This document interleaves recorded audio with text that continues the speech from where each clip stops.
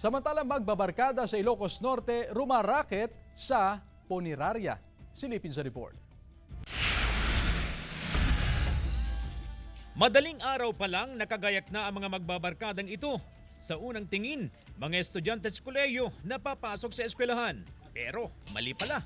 Sinalang naman ang binansagang funeral hunk sa Ilocos Norte.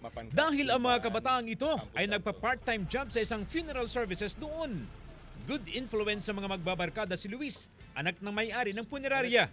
Nagsimula raw ang lahat sa isang biro na nagkatotoo.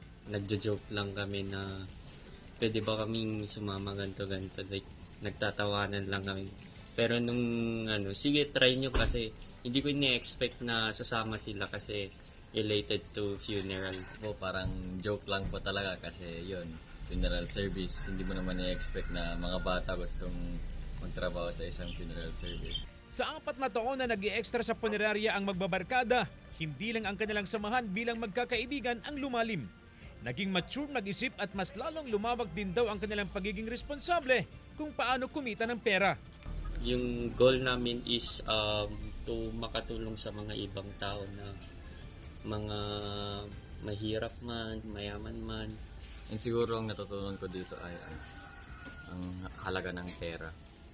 Kasi hindi naman basta-basta napupulot ang pera na madali lang kunin yan. Ganun. Dapat alam mo rin paghirapan yan para pag gagastuin mo, alam mo rin yung value ng binibili. Parang ganun.